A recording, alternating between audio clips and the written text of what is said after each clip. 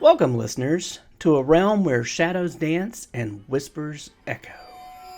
I'm your host, Rick Clifton, and this is Quills and Chills, the podcast that brings you face to face with the masterminds behind the macabre.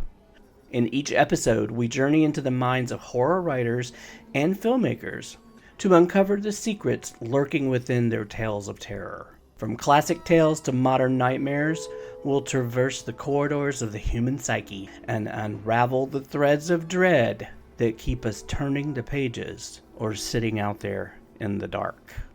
Welcome to Quills and Chills.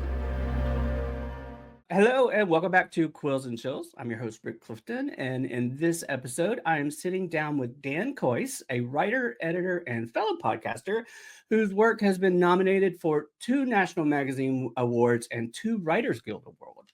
Today, we are talking about his latest book, Hampton Heights. So welcome to the show, Dan. Thanks so much for having me. Before we dive into the specifics of this book, which I just love, and I love these kids, and I love the story, I'd love to know a little bit about you first. So tell us a little bit about yourself. I'm a journalist by trade. I work at Slate magazine, and I've been there for many, many years. I've also written for New York and the New York Times and other places.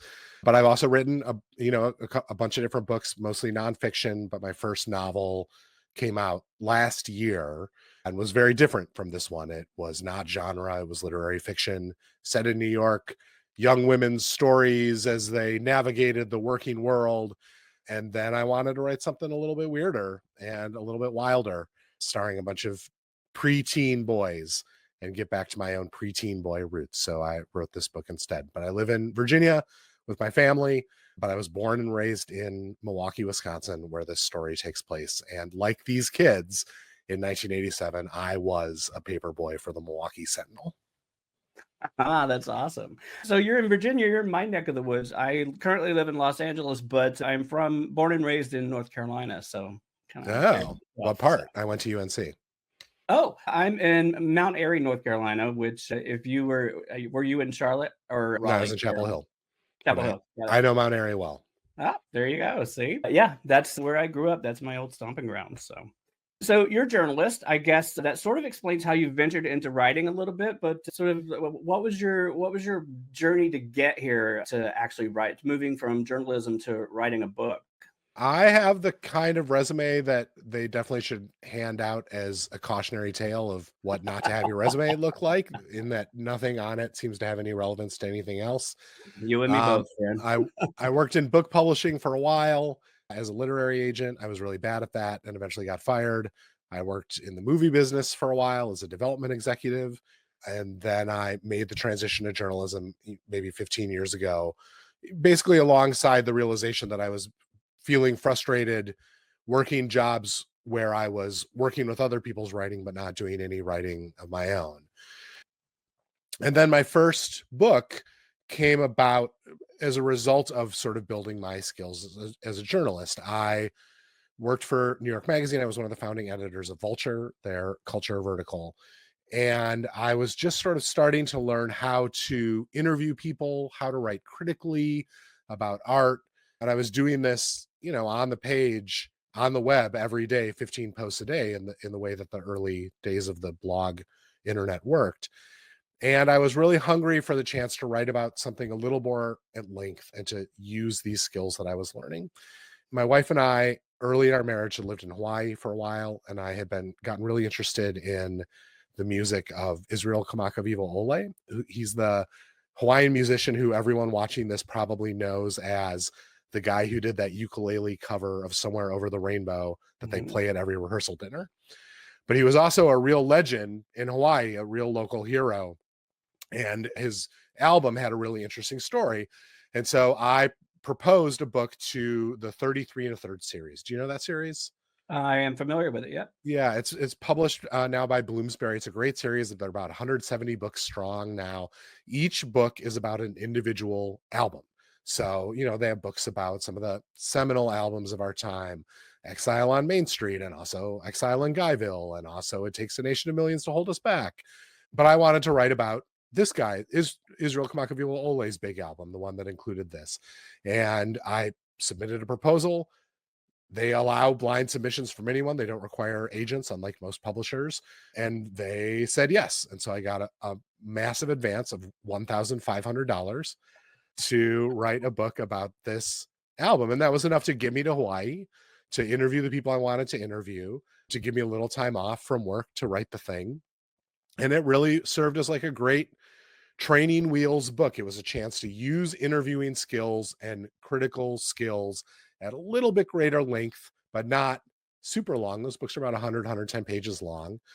And it allowed me to figure out, oh, this is something I can do. So later nonfiction books were also based on journalism I had done. One was an oral history of Tony Kushner's play Angels in America, based on a Slate piece that I wrote with Isaac Butler. One was a memoir about traveling with my family around the world, which was based on my own writing and podcasting about my family at Slate and in the New York Times. And then when I hit 40, I sort of had a midlife crisis. You know, I had an MFA in fiction. I'd gotten it when I was really young, but I wasn't writing any fiction at all. And that was really frustrating to me. So I just started sitting down every night after my kids went to bed and free writing stories about characters who I had in my head. And over the course of 6 or 7 years, those stories turned into that first novel, Vintage Contemporaries, which came out last year. So sort of a long, stupid, drawn out process that I would not recommend to anyone else. I would not recommend writing a novel by just writing 500 words at 10:45 at night every night for 6 years and then trying to figure out how it's a novel. But eventually it turned into a thing. Sadly, I'm quite familiar with that, but I think you just sort of answered my next question here. What's your process for writing? And it's gotten better since then. I should caution. My kids are a little older. I'm not as harried. My life isn't as hectic as it used to be. And so for this book, for Hampton Heights, I was able to carve out a much more reasonable and normal process, which even involved, shockingly to myself, having an idea of where the book was going to go from the start, having an idea of its frame, of its duration, of its scope, knowing that it was going to be a sort of one crazy night story and writing towards that, which was a much more healthy way to do something than the way I did the last one. My favorite question to always ask people are, what do you have like a favorite scary story from your childhood? But I kind of feel like this might be it or part of it. So this definitely includes a lot of facets of the scary stories from my childhood. When I was a kid, I spent every summer at YMCA Camp Minneconne, just outside Milwaukee on the beautiful shores of Amyville Lake. And like every good summer camp, the counselors there had their stock of reliable, scary stories set in various sectors of the camp that they would freak kids out with. I'm told these days they don't do those at Camp Minneconne anymore. Too many parents complain. But in my day, every night around the campfire, they would tell us a different story of the Mud Lake Monster or Wailing Annie. All these characters who then really infested my subconscious for many, many years afterwards. And a lot of those characters are sort of the subsidiary, the vivid monsters on the edges of Hampton Heights, the ones who are not like the main monsters our kids encounter, but the ones who populate the houses that the kids walk by, who they just get glimpses of. Well, that is, I think, a perfect segue to talk about this book, which I just loved, which is Hampton Heights. It's set in the 1980s. As you said, it sort of focuses on the experiences of these middle school paper boys. So I'd love to talk about a little bit about what inspired you to pick this time period and to tell this story. To start with, it was that the very basics of these boys' experience mirrored my own. As I said, I was a paper boy in 1987.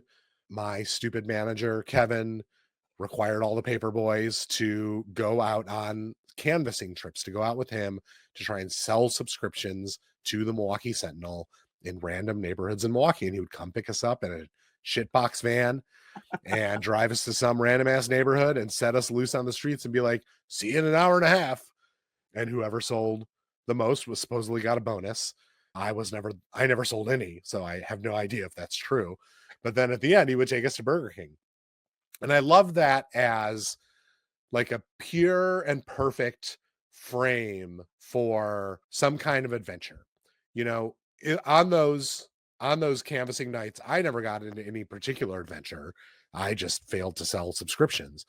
But nonetheless, those nights felt unbelievably weird, risky, and dangerous to me at the age of 12. I mean, they were sort of like, as a parent now, I'm like, what were my parents doing, allowing me to do this ridiculous thing?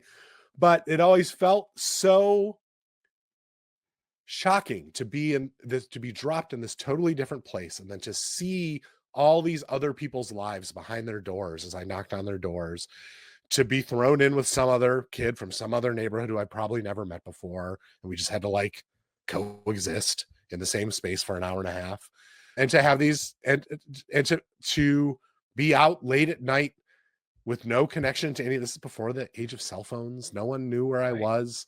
It just felt so unusual, and I loved it as a kind of crucible to throw a bunch of kids in, to mix it up with some trouble, like to have them get in some scrapes, and then to see what happened. And as I started writing that story, I thought, you know, the scrapes I'm coming up with are fun. They're interesting. It'll be fun to see how they get out of them, but it's not delivering the kind of like overwhelming weirdness that I felt in 1987 when I was one of those kids. And so I pulled, you know, the classic genre trick, which is you as an author have the ability to deliver weirdness at a scale way beyond the bounds of reality. And you can deliver it particularly to young characters in a way that helps older characters instantly relate to what it is that they're going through. Just wandering a dark neighborhood alone at 12 feels monumental to a 12-year-old. To an adult, maybe it doesn't. But throw in some witches or werewolves or trolls, and all of a sudden you've got something that for adults strikes the right note of total uncanny terrifyingness. And I love it. And you've done all that for me. I loved each of these stories. What I loved most, though, is how you framed each of these stories within their own sort of a smaller, I don't want to call them boxes. That's not what it is. But it's like, you know, each one, it's an entire chapter that's dedicated to each group of these boys' story, beginning, middle, and end. And I loved it. I have some favorites, but I got to say, Kevin, you really let him have it, man. Or Kevin. And I love it. So Kevin's story, Kevin is their stupid manager. He, of course, has no relation to any actual stupid manager, Kevin, living or dead. But he drops the boys off in this neighborhood, sends them off in pairs, and then immediately walks into the nearest tavern. And I never knew what my Kevin was doing while we were out canvassing. I hope he was drinking. But I wanted to start the book off with a very short, sort of pocket-sized version of what the rest of the stories were going to do, but that would sort of set the rules for this neighborhood. I wanted him to encounter a creature, to think he was taking action in his own life, and find out only that the neighborhood was taking action upon him. And I wanted readers to understand by the end of this very short adventure that he had, that like all bets were off in this neighborhood. You have no idea what anyone might encounter. Something bizarre is going on, and these kids are really in for something along the way. And so Kevin allowed me to do that by having him meet, and he thinks seduce, a hot woman in a bar, only for it to go a little bit sideways. It went a little more than sideways. I'd say it went in all directions. All over the place. That's hilarious. I love it. So I was wondering if you could talk a little bit more about, you've touched on this, so I want to have you sort of talk a little bit more about the supernatural and the magical elements, and how they tie in to sort of this rich history, I believe, and the folklore of Milwaukee, or does it? Can you talk a little bit about, you know, how that all sort of came together in this story? Yeah, well, I'm a big Buffy fan. I've always been a big Buffy fan. Oh, and the thing that Buffy does that I've always loved, which is not unique to Buffy, but felt at the time that the show was coming out, felt pretty new, was that it uses the supernatural to dig into the everyday concerns and passions of, in that case, high schoolers, and then later college students. And so each episode presented a kind of supernatural monster or being or creature as a metaphor for what the characters themselves were going through. When Buffy, sleeps with Angel, and then Angel turns into to a monster that's just every high school girl's bad boyfriend story amped up to 11 by a supernatural element. And so I love the idea of doing that to each of these kids, introducing them to monsters who would reflect in some way the things that they themselves were going through. Kids who are struggling with their own identities, encountering monsters who force them to sort of define those identities and define what's important to them.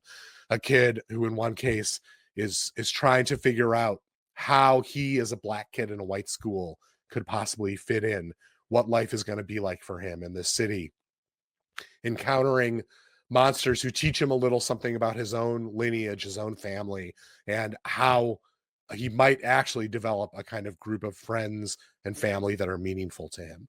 And some of the monsters are like, they're your classic B-movie monsters. Like werewolves are not indigenous to Wisconsin. Werewolves exist in every scary story that anyone's ever written forever, but they allow you to do a bunch of fun things with primal fears, with primal urges, with lineage and blood, and they allow you to give a character a sort of an adventure they weren't expecting to have.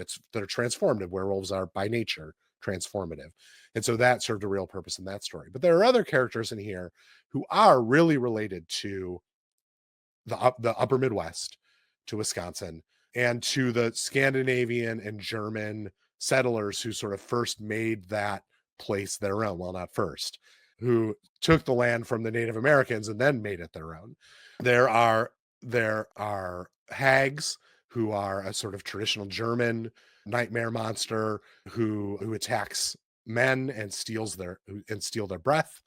And then there's trolls who traditionally come from Scandinavia, although this troll, it seems, has had a long and perilous journey from there to live in Milwaukee. And then there's the sort of great creature of the Wisconsin North Woods, the hodag, a creature who featured in so many bizarre stories I heard as a kid and who still plays a real role in the sort of cultural mythos of Wisconsin. He's like an 8-foot long lizard lion kind of thing who is born from the burned bones and corpses of oxen worked to death by farmers in the North Woods. And he smells like hell, and he breathes fire, and he rampages and eats anything he comes across. So I thought, well, it'd be fun to put one of those guys in the suburbs and see what happens. That was a lot of fun, and I will say I was waiting and waiting and waiting for that to show up, because you teased it a little bit in the beginning, and then I was like, "Where is it? Where is it? Where is it?" There's a classic rule of fiction, Chekhov's hodag, which is as Anton Chekhov mentioned a hodag in the first act of Three Sisters, and then in the third act, a hodag eats the three sisters. See, there you go. Mm-hmm. I love it. I want to talk a little bit about some of the individual characters. Simone, is it Simone or Simone? Yeah, Simone. His character stands out the most to me. I mean, they all do in their own ways, but I really kind of loved how you sort of talked about and depicted his experience as a Black kid, not trying to navigate a predominantly white environment. I was wondering if you could talk a little bit about some of the challenges that he faced in his journey in the book. I think they were all transformative, but for me, his was probably the most transformative. I felt so. Simone lives in Milwaukee proper. He lives in one of the many neighborhoods that developed in the 70s and 80s after Milwaukee's primarily Black neighborhood, Bronzeville, was bulldozed in the 50s and 60s to make the interstate, an experience that the Black neighborhoods in many American cities had in that era. And so there was a little bit of a Black diaspora around the city. That diaspora sent middle-class and working-class Black residents into lots of different neighborhoods. His is a neighborhood that became almost immediately predominantly Black and then pretty economically disadvantaged, and it remains pretty economically disadvantaged to this day. The neighborhood that the kids are visiting, Hampton Heights, which is a real neighborhood in Milwaukee, was in the 70s and 80s really in the midst of a transformation from the old world to the new. In Milwaukee, the old world does mean Scandinavian German immigrants who arrived in the 1800s and who raised family after family, generation after generation there, who brought their own traditions, their own foods, their own religion, their own, in this case, monsters. But in the 70s and 80s, there's a real influx in Hampton Heights of displaced Black families working in middle class who came there to work in the factories that were there. There were a bunch of great urban industrial jobs in that community, but then all those factories started closing in the 80s. And so there's a lot of tension in that neighborhood between the white residents who'd been there, some of whom fled in the classic white flight scenario, the black residents who were coming and trying to make lives for themselves, only to see those lives be sort of taken away as the factories closed. And I wanted a neighborhood that was in that kind of liminal, transformative moment. And I wanted to take a character like Simone, who himself is forced to shuttle between a primarily black community, his neighborhood, where he has a paper route, where his family lives, and a totally white space, the suburban elementary school, middle school, where he has to go to school every day. In Milwaukee, like many, particularly particularly northern cities, the 70s and 80s were a time of busing, of forced integration, in which black kids were sent to white schools, which often gave them great opportunities, but which often, also exposed them to a lot of racism, to a lot of microaggressions, to a environment that they really struggled to adapt to, understandably so. And so Simone I imagined him as a kid who's really coming to understand his own black identity as he lives it every day in his home, who's really coming to understand how white people view him as he sees it every day in school, and who's struggling with what that means for his own future. And then I wanted to put him in a place where that struggle is sort of being enacted day to day between the white and black communities in that space. And I don't think it's a huge spoiler to say, in Hampton Heights, Simone encounters a relative who's been missing from his life for a long time, who turns up ended up there. And he discovers things about himself and his own abilities, his own lineage, that show him that there's something that he can define himself in a totally different way, other than the sort of two binaries that have ruled his life so far. And that he has a future that doesn't necessarily depend on his old black neighborhood or his new white school, but a sort of third way he might pursue a third group of friends, a third group of family members, and a third way of understanding himself. And I think that understanding that and learning that, I'm trying to be a little vague here because I don't want to give away a major spoiler, but I think that comes back to play in a very helpful and strong way towards the end as well. And I'll leave it at that. I don't want to, I don't want to spoil anything. So I want to talk a little bit, Joel. Let's talk about Joel, who is partnered with Simone, and their relationship throughout the night and throughout the story. Definitely a lot going on there. And Joel is kind of So what is Joel's favorite pastime? Can you talk a little bit about his project that he's been working on all summer? Joel is like the most 12-year-old who ever 12-year-olded. Joel is a rich kid. He lives on Lake Drive in Milwaukee, which everyone in Milwaukee knows that's where the rich people live. And he brings along with him on this canvassing trip his super deluxe CD boombox with graphic equalizer, the height of stereophonic technology in 1987. He brings it not to play music, though he is a music lover. He brings it because he's been working on a fart tape. He has a Maxell 90-minute cassette, which he is filling with the farts of him and his friends. And he's hoping that this new group of boys he's getting to hang out with for the night might really contribute some amazing farts to his tape. Joel's he's a rap lover. He really loves the Beastie Boys. 1987 was the moment that suburban white kids first discovered hip hop. And it came for most of them, it came in the form of Licensed to Ill, the Beastie Boys' first album. At my 7th grade Cumberland Elementary variety show, 4 different groups of boys did lip sync acts to different tracks off of Licensed to Ill, all of them white, all of them like wearing sideways baseball hats and like putting on a show. And it didn't even dawn on me then, in my naivete, to wonder what the black kids in school thought about that. And so Joel and Simone have an interesting relationship, I think, because Joel is a white kid who idolizes black culture without really actually knowing or understanding anything about it. Simone knows hip hop at a much deeper level than Joel does, and is frustrated by Joel's sort of surface level, the way he's putting on blackness like a costume, but also finds it a little bit refreshing to be with a kid who's like so unself-conscious because he's 12, because he's rich, that he actually talks about race in a way that Simone finds almost no other white person actually will. You know, his teachers avoid race as a subject.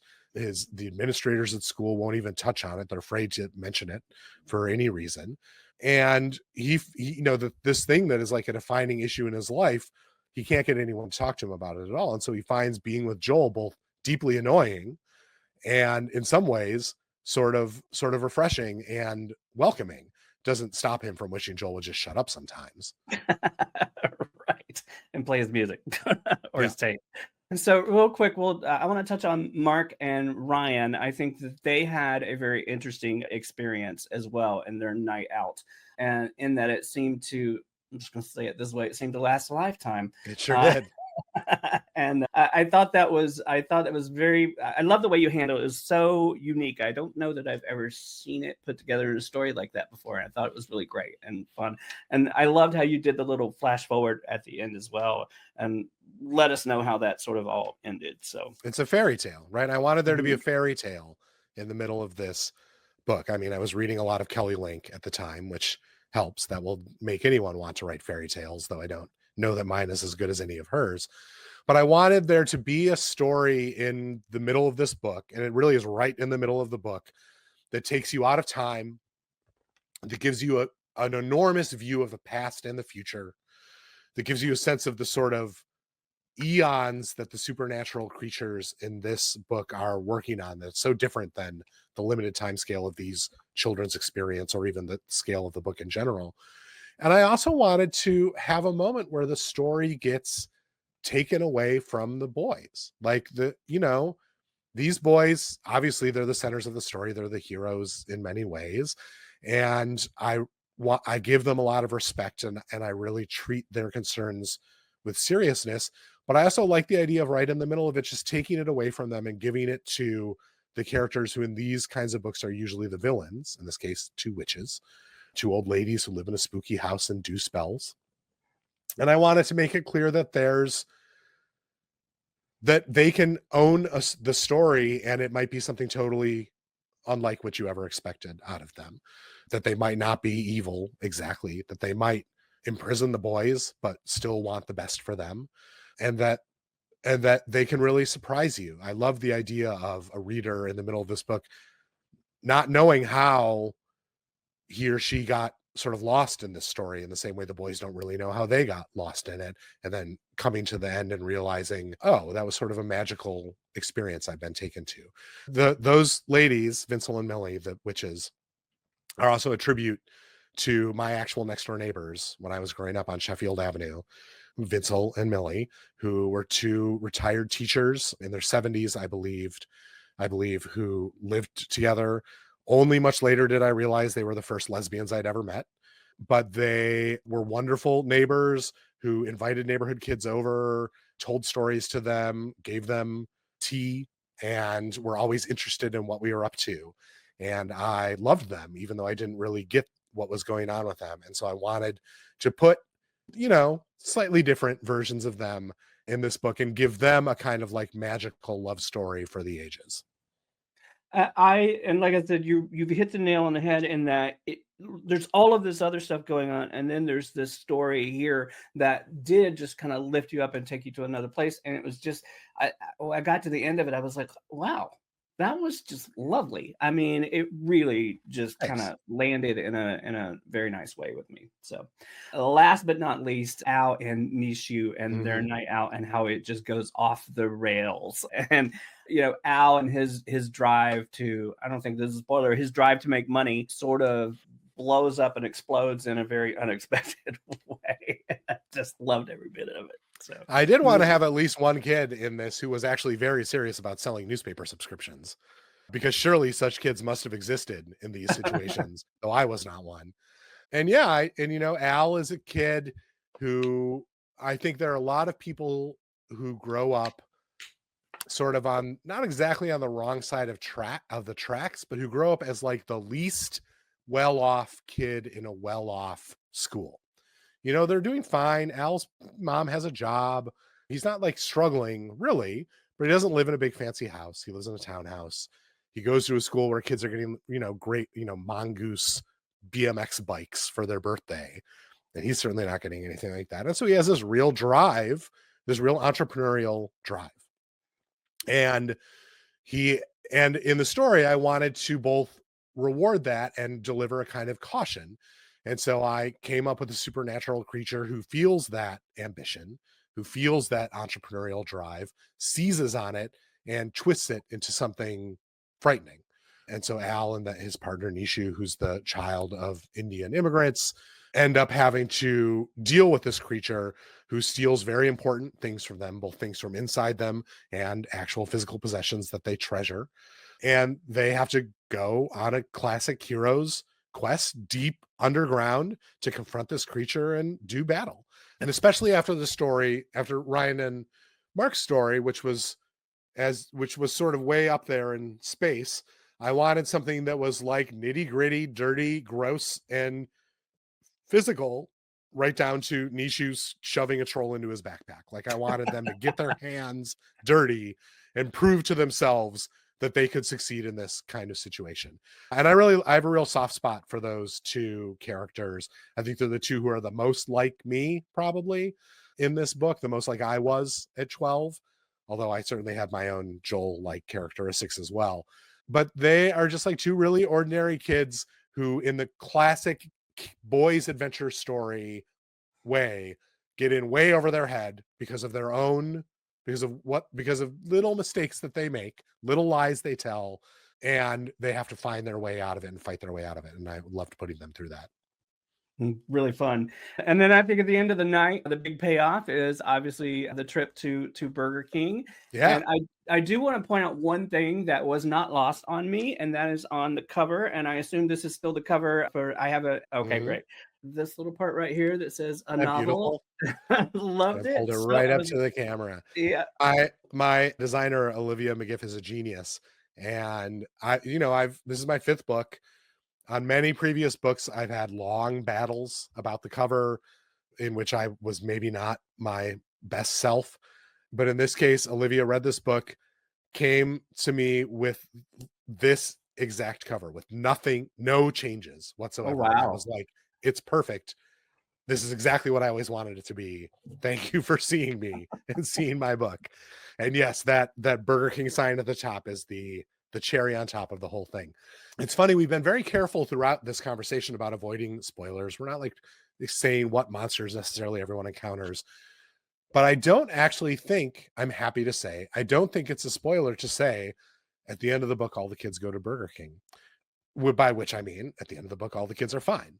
I wanted to write a book in which throughout you fear for the kids. You see that the kids are going through something really hard. You know that they're scared, that they're feeling danger, but you, the reader, sort of always understand that at the end of it, they're basically going to be fine, that they're going to get through this. They're going to triumph over whatever it is they need to triumph. And at the end, they're going to come back together and have this reward. That was important to me, in part because I'm a parent and I've basically lost all appetite for reading books where children are actually in peril or die. I am against any government interference in the written word, but I do think there should be federal legislation that if a kid dies in a book, you should have to put a sticker on the front that tells me that. But also because I liked the idea of a book in which you use the tools of horror to put characters through stuff and to make characters understand themselves better and achieve things and transform themselves in some way.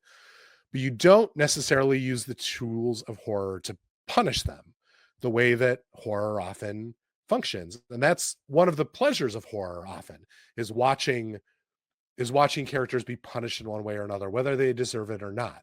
That gives a thrill. But horror, real horror, scary horror, is sort of by its nature a kind of punitive genre. You're cheering for the monsters in some way to win. You want to see what inventive, crazy, horrifying thing the monsters are going to do next.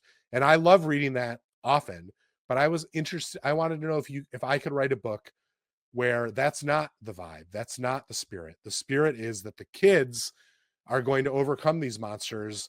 The monsters are tools, interesting tools who do interesting things, but tools to allow those kids to reach some new understanding of themselves. Now, I will say, I make no such guarantee about the adults in the book. So Kevin may go through some stuff of his own. He's not exempt. I agree. And it's very interesting, Dan, that you say that, because I don't think it's a spoiler either to say that they did make it to Burger King, because I really felt in reading H1, I'm like, I was excited to see how these kids were going to deal with these situations that they found themselves in. And I that to me, I think is different from that fear of, is this person, I just, for some reason, I just felt like they were going to pull through and change in some way. So that's great. I mean, and that excitement is what I really wanted to foster. And you can do, and like, it's funny the things you can do in a book, but like just the simple act of making a table of contents at the front of this book that ends with the chapter called Burger King is like a sign to a reader that whatever happens through this, they're all meeting at the end of Burger King. Somebody's going to Burger King. Everyone's going to Burger King. And like, I love that as like a little gift you give the reader at the beginning. It's okay to be scared. It's okay to worry about these kids, but like, don't be petrified. They're all going to get Whoppers. I love it. All right. So without giving too much away, is there, we're being spoiler free, is there a pivotal moment or scene in the book that you feel like readers should look forward to? I have two. Well, for me, it's really, it's the moment when Kevin drops them off in the neighborhood, hides the keys in the tire, and then goes straight to the bar and starts drinking. Like, has ordered his first beer before the kids are even, half a block away. Exactly. I wanted that to be the moment where you're like, oh, these kids are totally on their own. Kevin will not be supporting them in whatever it is they're going through on this journey, because that was what being a kid in the 1980s felt like a lot. Like there, and people really love to rhapsodize about 80s parenting or 80s childhoods. And I will say, as a 2020s parent, I much prefer the version of parenthood where I actually know where my children are, know what they're doing, and am not sending them off into random neighborhoods where there might be monsters for a foolish task. I do like, obviously helicopter parenting can go overboard, but I do like a world where I have a relationship with my children, unlike the 1980s, where often it was like parents and children were on, or adults and children were on completely different planets. But what were your two moments? So one of my favorite was probably with Kevin, but it was towards the end of Kevin's story when everything just took a hard left. And I was like, okay, like there was a little bit of a lead up to it. And I was expecting, something, but I wasn't expecting what happened. You were not expecting a particular way Kevin's body would betray him. Exactly. And then when all of that happened and it just started going downhill, I was like, okay, I'm all in on this. I have to read this to the very last page. That was number one. And then the Hodag obviously was the one that I was really anticipating and waiting for. And the payoff was worth the wait. So I do feel like a book like this needs a big monster at the end, right? They all have dealt with their own monsters. You want to see all the kids all together battling the big monster. And I wouldn't say it's like, you wouldn't have to spend a lot on the special effects for the battle the way it works out. But I do think it's very satisfying the way that they end up dealing with this problem. Yes, it was. I was just like, yes, I was waiting for that. So Dan, what's next on the horizon for you? What are you working on that you can share with us today? That is such a great question. You got any good book ideas? I've got a couple of different things in the hopper, and I'm trying to figure out what's next. One is a possible memoir about, this is a very specific subject for a memoir, but it's pretty rich when I think about it, about learning to play the card game Hearts with my wife's family, which is the way that I got them to accept me as one of their own. And the other is a historical novel set in 1860s Dublin about a pair of stone carver brothers based on two real stone carvers who carved every statue on the museum building at Trinity College, legendarily over the course of just 1 year in the 1860s. Wow. And I thought that seemed like a rich subject. The problem is, when you are an American person living in the year 2024, It is very difficult to write scenes in 1860s Dublin that do not sound so stupid, where it do not sound like the worst fake Blarney, like gush and bagora baloney ever. So I'm not sure if I'm going to be able to pull that off. Time will tell. I don't know. I have faith in you. I have a feeling you'll Thanks. figure it out. That's fantastic. Someone's got to. Right. So the book is called Hampton Heights. It's available everywhere now. And as we always like to say here at Quills and Chills, please support your local bookstores whenever Please do. and wherever possible. So Dan, how can our audience find you on social media? I'm at Instagram at dkois, DKOIS. And then you can always find me at dankois.com or frequently at slate.com, the magazine where I make my living. Sweet. Great. We'll add those to the show notes. They'll be up on screen for the video version as well. So Dan, thank you for taking the time to talk to me today. I really love this book, and I hope you guys will go and check it out soon. Thank you so much. Thanks for reading it. Thanks for enjoying it. And thanks for highlighting authors on the show. I really appreciate it. Got it. We'll see you guys next time. Thanks for joining me on another episode of Quills and Chills. I hope you enjoyed our deep dive into the mysterious and the haunted. If you're enjoying the show, don't forget to support us by subscribing on your preferred podcast platform and leaving us a rating or review, because your feedback helps keep those chills running down both our spines. And feel free to share the show with your favorite fellow horror enthusiasts. Also, if you guys have any spooky stories, strange encounters, or paranormal experiences of your own, I'd love to hear them. Reach out to me on social media or email me at quillsandchillspodcast@gmail.com. Who knows? Your story might end up on a very special episode. Anyway, thanks for listening, and I will see you back here next time on Quills and Chills. Bye, y'all.